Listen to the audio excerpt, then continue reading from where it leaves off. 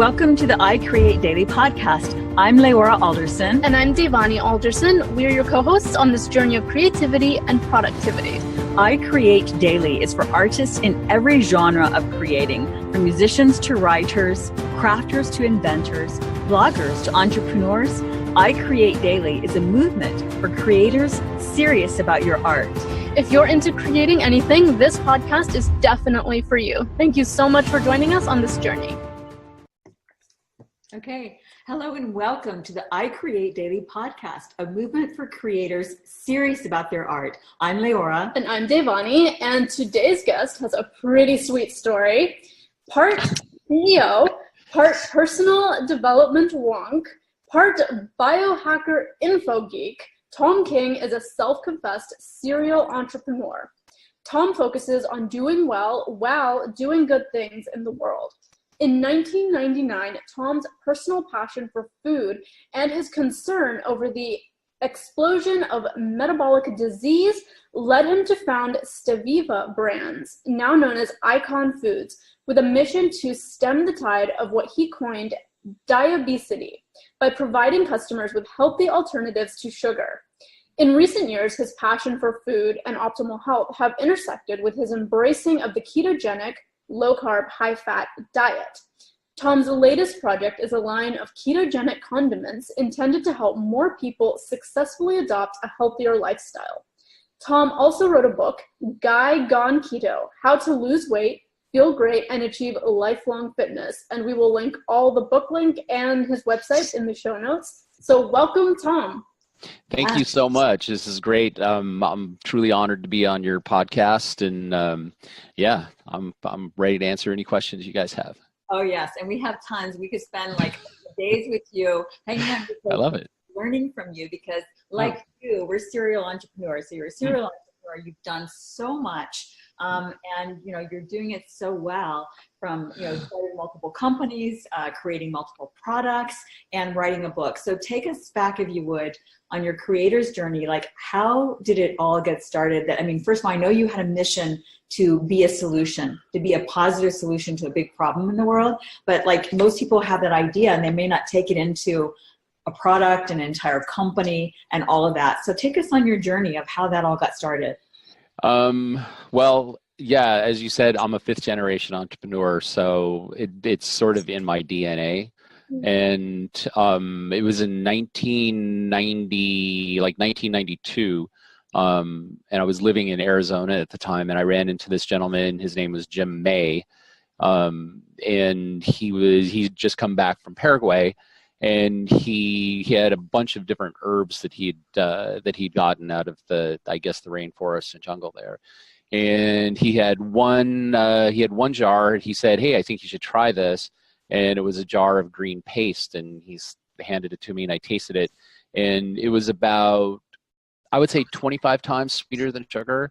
Not a really pleasant taste, but a light bulb sort of went off, and I thought, you know what? If there was a way that we could extract those sweet constituents from this leaf, this could be a great natural sweetener. And this was about the time that aspartame got approved by the FDA. So I saw the opportunity there, and even as 15 years ago or longer, 20 years ago, I had this interest in health, and I always sort of battled yo-yo weight. My weight was up and down. And so, I saw this as a pretty interesting solution. So at that point, it sort of sent me on this journey of being able to find a manufacturer and a method of using like clean water extraction to get the sweetness out of those leaves, so we could use it as an actual sweetener for food ingredients, and, people that could use as a tabletop, replacement for sugar. Wow. So, you said, fifth generation entrepreneur, but what were you doing at the time? At the time, I actually had a job at a Fortune 100 corporation. It was called Clear Channel. And I was a regional vice president and did like integrated marketing programs. So where we did 60,000 live events every year. On a global basis, and you would probably know the company now by Live Nation, because they're they split up different parts of it. But I used to work in integrated marketing, where we would create experiential sort of marketing platforms for to get people that were at concerts and stuff to actually experience the other brands while they were being entertained. So that was my main job. And then Steviva was actually my side hustle. So for a long time, it was my side hustle out of my garage. Yeah, I love that, because we have so many people who are in that category of working in side hustle until Nice. Place the job. And so did you know before you started Stevia and you came up with the idea when you first were introduced to it, were you looking for something actively? Were you thinking about doing your own thing at that point? I always think of doing my own thing, and even now I think of doing my own thing. So I do a lot of journaling in the morning, so I'll get up and start journaling. And so I also have like this little black notebook, leather-bound notebook, that if I start coming up with an idea, I'll actually draft an executive summary and the framework for a business plan. Oh. So a couple of people have told me that book is worth billions of dollars. I mean, there's a lot of ideas that are really esoteric. But it's sort of in my blood to create. I've got 3 companies right now that I run. So I've got Steviva Brands, which is our retail, and Icon Foods, which is our ingredient. And then I wrote that book, Guy Gone Keto, and we launched the condiments. So I have these three businesses that keep me insanely busy, but for some reason I just can't stop. Like, oh, this seems like such a great idea. So I have to have a certain level of people that I've surrounded myself with that can keep my feet on the ground and tell me, hey, maybe you should try focusing. And so and meditation helps with that too. Yeah, it's nice to hear that there are other people who thrive in a certain level of chaos. It's the only way I know how. And what's interesting is I've got several employees here, and the people that work out the best do love a chaotic environment. And I mean, the environment here is most definitely chaotic, but it's also collaborative and also supportive. So everybody has each other's backs. And I run a company where, failure is actually rewarded because it means somebody is thinking outside the box. So nobody's ever gotten fired or even admonished for failing. We fail forward, and that's sort of our mantra. We're a bunch of failures. Yeah, right. No, we love all of this. We write lots of articles on this topic, so this is perfect. And we've also interviewed Jeff Woods, who is the CEO of the One Thing kind of brand, which was written by Jay Papasan and Gary Keller.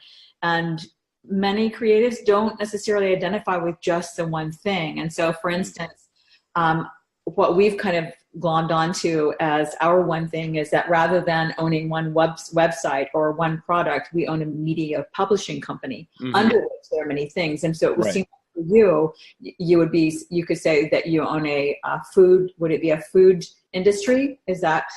Yeah, they're all food related, but a lot of my more esoteric ideas are not really food related. I mean, most of them are based in health and wellness.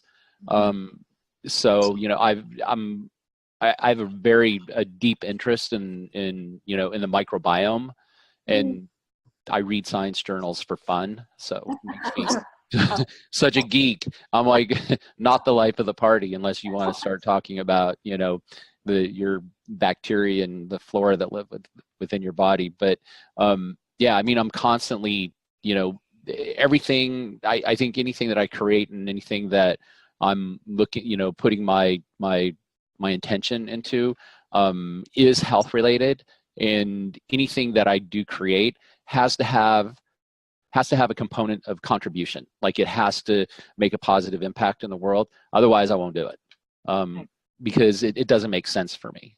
Right. Well, that's a good point, and I think it just goes back to whether you relate to the chaos of running lots of companies versus the focus of just focusing on one project, it all stems back to sort of a core purpose. And you can generally link in a person like a core purpose with everything they start, and yours is like very health centered and bettering the world, which health generally betters the world. That's right. Yeah. Yeah, I like that. So yeah, I would say that it's organized chaos. So the moving parts are always sort of chaotic, but the mission is always extremely focused on health, wellness, you know, making an impact on metabolic disease.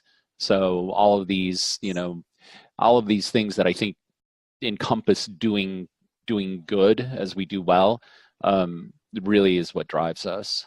I love that. Drives me. That makes perfect sense. So when you started back in what is it, 1992, you were first introduced to that stevia, and then you started your side job. Take us through that journey a little bit. Like, how long did it take you? What was involved? And, you know, at what point were you able to leave your job, kind of thing? You know, I know it's a big story, and there were so many trial and errors. Maybe it was huge. Yeah. And what's inspiring about that sort of origin story is it really helps other people who are just looking to take what it is they're already creating and bring it into the world. It helps them realize that anything's possible. Yeah, pain and suffering are things that you need to learn to embrace and leverage. And I think that's been my journey.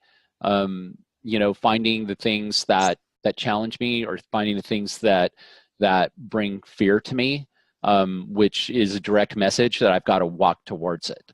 So there's pain, there's suffering, there's lots of self-doubt, you know, and then when you finally make it, then there's of course the imposter syndrome that kicks in, like, hey, I don't know how I got here, but I got here, and you know, who am I to be the CEO of a multi-million-dollar company?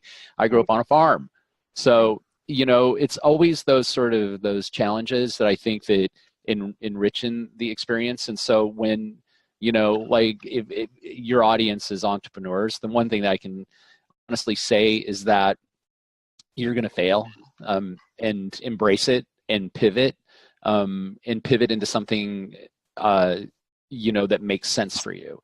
And I mean, when I ran into Jim May, I was selling radio ads for a radio station at that point in time. So, I mean, you could even rewind a little bit further, like a year or two before I met Jim May. I had moved from Colorado and sort of really screwed up my life a little bit by investing in real estate and thinking I was knowing what I was doing when I was like 24 years old with real estate and trusts, and then the real estate market fell apart. So I basically had all my personal belongings in the trunk of a Nissan Maxima, or no, Toyota Maxima, whatever, Nissan Maxima, and drove down to Arizona to sleep on a friend of mine's floor because I didn't have any place to stay. I had no money. I just had the stuff in my trunk. And I sat around on my butt feeling sorry for myself. And, I actually decided to go for a hike, and I was smoking like a couple packs of cigarettes a day. And so I got about halfway up this mountain. People are passing me. And I'm like, you know what, if you don't make it to the top of this hill, you're going to go back, you're going to pack up all of your stuff, and you're going to go home, and you're going to live with your mom. And this is why I was like 26 or 27. That didn't feel like an option that I wanted to exercise. So I think that was the first time I sort of leveraged that pain. At that point in time, I did make it to the top. I had to practically crawl.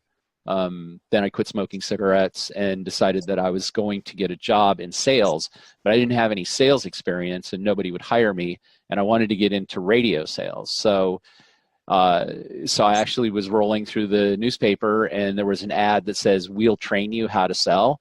And it was a company called ABC Nissan in Phoenix. So I actually sold used cars for 6 months. but they trained me. They trained me how to sell, like ask questions and how to close. And so after 6 months, I went from not knowing anything about sales to being the number one salesperson on the car lot. And I thought at this point, I can probably parlay this experience into going to the radio station and saying, hey, can I get a job selling ads? Which I did, and then still nobody would hire me. So eventually I ended up talking to a guy who was running a radio station. It was a really small radio station. And I said, look, I'll work for you for free for a month. You don't have to pay me. If you see that I'm bringing value to you, then you can start paying me. 6 months, I mean, I was driven too. I mean, I was like, I will be obsessed to be successful with this. And then after about 8 months, I ended up having his job. And then 2 years after that, he ended up working for me. Wow. And that's when I ran into Jim May. And, you know, being in the broadcast industry, I moved up the corporate ladder, you know, pretty quickly. But then I saved all my money for this little side hustle that I had that's grown into this not huge business, but, you know, a fun, big, action-packed business. Right. Fantastic. So tell us, like, what kind of daily productive habit? You said you journal in the morning. Right now, when you were working, you were carrying a full-time job, and then you were creating a successful full-time job while doing this side hustle, which meant that you were sourcing products, you were developing a brand, you were, and that was all by yourself for a while. So just give us a synopsis of like of what that looked like how your work, you know, how you made that happen. I would say that I used the think it and ink it process, where if you are not writing things down, right, you're not writing your action plan down, you're going to be like sailing a ship with no navigation, and you're going to end up on the rocks. So, I mean, probably the biggest, I would say, contributor to my success is putting these goals and putting your intention of what you want to manifest in writing. Like what it is you want to do, and then creating your action plan and putting definitive dates. Like, you know, I'm going to develop packaging, you know, for our new retail line by XYZ date. And then this is going to lead me to my next thing and the next thing and the next thing. And you just keep doing those goals. So like I've got, you know, binders of my goals going back all the way to when, you know, 1992. So I mean, and I keep them, and I even reflect on them. I even reflect on them, because then you can get that satisfaction of like, whoa, look where I was. And I really think writing things down and getting your goals on paper, there's something magical about it. And I mean, I'm a person rooted in science, so I'm not a person who believes in a lot of magic, but it's odd to me that when you set your intention and you map out what you want to do, that part of actually getting into it in writing seems to be a catalyst for manifesting. And I mean, I'm amazed even now when I go back to see the goals that I've written down and the processes. And I mean, I fail at a lot of it, and some of it I don't accomplish, but by and large, the big stuff I do. And it's like, man, this is like, this stuff really works. So yeah, think it and ink it. Absolutely. That's fantastic. And we were we have a coffee break episodes that we do where it's just Devani and I riffing on things, and that we were just talking about that, the concept is so important we sell a goals journal, and, you know, really it's like planning a trip, and, you know, fully spend more time planning a trip than they do actually planning their day, their week, their year, and their accomplishments. And yet it works like the same way. It works the same way. Yeah. Exactly. Yeah, because it's a trip, your life's a journey. So, yeah. I mean, there's no difference. And if if you're not planning your journey, then you're just going to end up going in circles. Absolutely. And it's just, you know, write it down. And then, you know, as I said before, like I'm before I do anything in the morning, you know, I'll brush my teeth, drink some water, and then I journal. And that really sets the stage. And once, you know, I'm done journaling, then I go through what I call my hour of power. I kind of stole that from Tony Robbins. But it's super effective. Like my workout, my meditation, my stretching, my yoga, you know, going for a run. So those are the things that sort of set the stage for my day. And I really think that that contributes quite a bit to my success because it allows me to stay focused and grounded. And it also, it's just a way of taking care of yourself, you know, like giving yourself a big hug, you know, like my sister always says, you know, there's a reason that you put your oxygen mask on first. So it's like, if you take care of yourself first, then you're going to be able to easily take care of other people. Yeah, Absolutely. that's such a good point. And I know that you're big into health and fitness, and it is an area in which creators, we want to be more, especially when we sit a lot, like many of us are either sitting at our workstation doing our creative work, whether it's at the computer, whatever we're doing.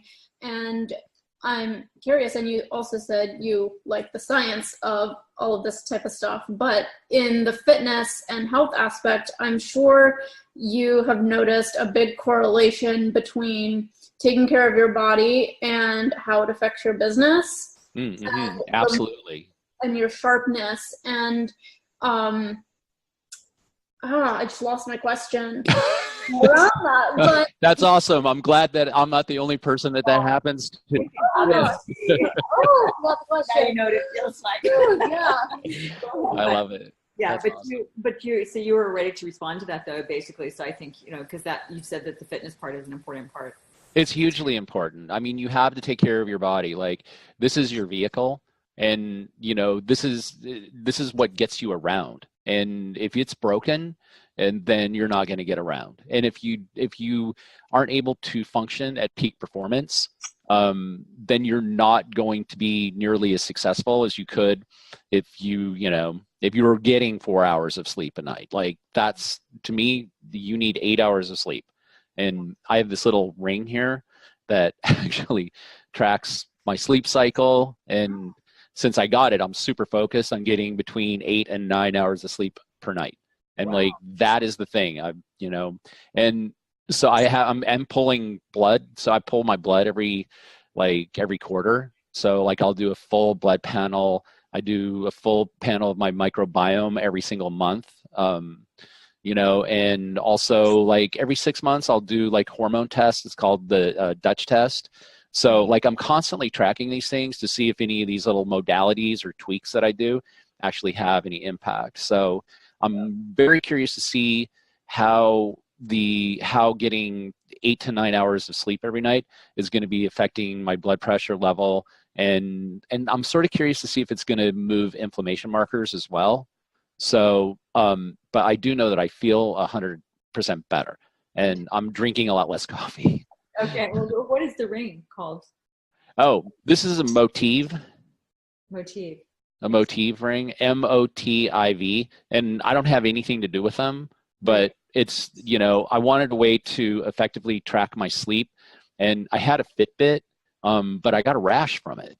The band or something, it's latex, and I'm not sure if my body was just like, hey, I don't like this, but the ring seems to be pretty effective, and I'm really impressed with how it tracks my sleep. So Sorry, go ahead.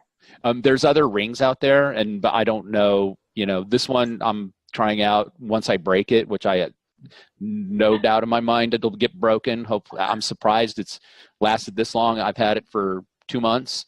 It's pretty scuffed up, so it'll probably be broken in another couple months. And then when I break it, I'll try the other one, and I'll blog about it, like, oh, which one was better and how come I like it, and so people can look at it and have comments. Definitely. And how long it took to break. Yeah, you're right. Yeah, that's the main thing. It's held up pretty well. Like, so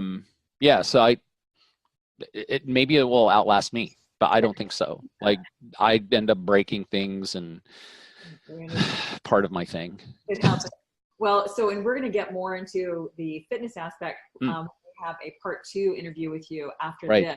We'll be posting on our website, mytrainerfitness.com, which we'll link to this in the show notes for the I Create Daily audience. But to kind of wrap up this session about your creator entrepreneurial journey and your author journey, you've already pretty well outlined your daily habits, your productivity habits, that help you to get so much done and be so successful. So we could wrap up. You're talking about how you decided to write your book, Guy Gone Keto. How you decided, what a great name too, by the way. Oh, thank you. Also, then we'd like to kind of conclude with your philanthropic journey, because I know we, and perhaps many in our audience as well, have aspirations to move our success into philanthropy as well. Right. And so you'd like to hear the journey about the book. The book first, yes. Guy Gone Keto. Well, that book was sort of an accident. And so is the product line. It was something that sort of happened organically. I have an ingredient company, and we supply sweeteners to a lot of sports nutrition companies, and a lot of these sports nutrition companies support ketogenic and low carb dieting. And I was carrying an extra 35 pounds. My blood pressure was like 199/99. I mean, I was anything but the specimen of health. And I was in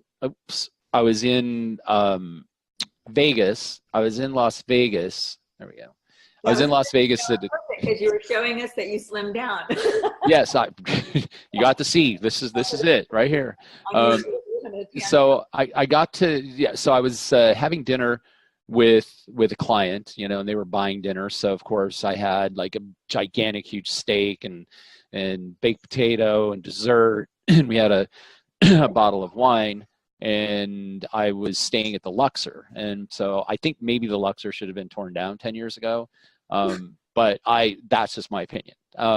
But I was staying there, and the room was a little decadent. It had like a jacuzzi in it, and it was like, I'm not super comfortable here. It smelled like, I would say, stale liquor, combined with broken dreams and regret. That scent. And I'm like, So when I got back to the room, I basically looked in the mirror and I was like, oof, man, I just do not like what I see. But not so much from the perspective of I was carrying extra weight, but that I was just a fraud. I'm working in the health industry, and I'm so unhealthy. And at that point, the pain of my sloth and bad habits exceeded the pleasure that I was deriving from them. And that's when I'd had a shift in my mindset that took me down this path. So I'm sort of a weirdo about writing things down. And so I started documenting like my experience. Like, okay, so I'm going to adopt a ketogenic lifestyle. Like, I'd done the diet before, but diets 100% don't work. And I think that you guys have a post on that, which is fantastic. Diets do not work. A lifestyle shift is the only way that you're going to see lasting change. So I had done keto, low carb, the cabbage soup diet, the lemonade diet. I've done all of those diets before, and I've lost weight, but it was never permanent. It was always yo-yo weight. I was always a little, heavy, and then I'd be a little thin, and it just kept going back and forth. At this point in time, I was like, I need to commit to a lifestyle change. And so I documented all of this. And while the book is called Guy Gone Keto, and it touches on keto, I would say that it's more about how to make an effective lifestyle change, whether keto is your thing, because it's not for everybody, or low carb or paleo or whatever, or vegan, vegetarianism. It's whatever works for you. But the book is more about making that lifestyle change, and being committed to it. And so I just wrote it down. I'm like, this is what I'm going through. These are the things I'm experiencing. These are the things I'm using to leverage my pain, into, propelling my success. And then the next thing I knew, I had a book. Wow, what should I do with this? Well, and then when I was on a keto diet, I thought about the things that I was missing. Like, I can't have ketchup on my hamburger because it's got more sugar than ice cream. And then, I can't have barbecue because barbecue has more sugar than a Snickers bar. And it's not just sugar, it's high fructose corn syrup, right? Oh, it's crazy. It's crazy the amount of sugar that it has. So I'm like, well, you know what? I have a 3,000 square foot lab. I'm like, I'm going to make this stuff myself. So I came up with the basic recipes and started using it. And the next thing I knew, we were developing a brand, and it just sort of launched organically. So that has been a lot of fun. I love that. I mean, it just makes so much sense that all that you're doing is an offshoot of yourself, you and your life. Yeah. You know, and so it all just makes sense. And that's when I think that it's like a happy chaos in that regard, because if you living your life and your natural inclination is to create, to ideate, and to do something with that. So I love it. It's like the time's going to pass anyway. So, right. And I'm sure other people who do the keto diet or other diets are like, I'm really missing, you know, when you do any type of lifestyle change, diet, food change, it's like there are still things you miss. And it's like, what are the alternatives? Yeah. Yep. Yeah. So that was how the book started, then the condiments, and and now I just like to create, you know, food that I can eat, and it just happens that other people like them as well. So we're gonna keep creating more products and getting them out to the public. Fantastic. Okay, well, we'll definitely link to that. We have both your site, which is thomking.com, and it's Thom, Thom. And then we have the guygoneketo.com. So we're going to link both of those. And your book. Yes. So if we could close this interview with your sharing about your philanthropic work. That's something, well, I honestly feel like if you're not giving back, you know, if you're not paying it forward, if you will, I think that's just bad karma. Like, because if you are drawing things to you and you're manifesting, you know, success, I think that it's your duty, your 100% duty to actually inspire, encourage, you know, freely share your knowledge with, you know, with other people that, you know, that are trying to get on the same path as you. I don't know if I would say that is necessarily philanthropic. The things that I do like to donate to and give money to are based in environmental, but more importantly, education. So there's a school down the street from where we are, you know, where our office is right now. It's called the Open School, and they work with at-risk youth, and they're hugely successful with getting kids graduating from high school and then moving to onto college. And their curriculum is extremely sort of collaborative and based in motivating and not beating somebody down, because a lot of these kids that are already struggling have been beaten down enough. And, you know, once you start, you know, sort of fertilizing that ground with, you know, positive feedback, it's you can see some real success. And when I toured their school, I got really excited about it because their values are very similar to how our corporate culture is. And it was the quietest school I've ever been in. It was just very quiet. The kids were all studying, and I got to talk to some of the students, and the students, you know, the teachers asked them, well, how do you like being here, and how is it different from, you know, from the school, you know, that you were attending? And across the board, they're like, well, learning is now becoming fun, and it doesn't feel like torture to me. So these kids show up. So their truancy rate's almost zero. So so I would say that, you know, this year, next year, and the years ahead, that my causes that I donate to are going to be, by and large, all education. Fantastic. We love that. That's wonderful. Well, Thom King, thank you so much for spending this time with us. And you're welcome. You're also with the mytrainerfitness.com audience. Are there any parting words that you'd like to share with the creator, entrepreneurial, artist audience? Don't give up. Never give up. And you are the sum of the 5 people closest to you. So if you have somebody in your inner circle who's not supporting what you do, replace them with somebody who will.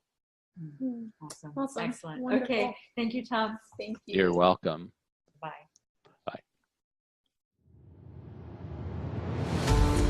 Thanks so much for joining us for the I Create Daily podcast. Please let us know what creatives you would like us to interview and what topics you would be interested in hearing more about. And if you enjoyed this show, please leave a review on iTunes. We value your feedback. We read all the reviews, and it just helps us get the word out on the I Create Daily podcast. Thank you so much. Thanks so much.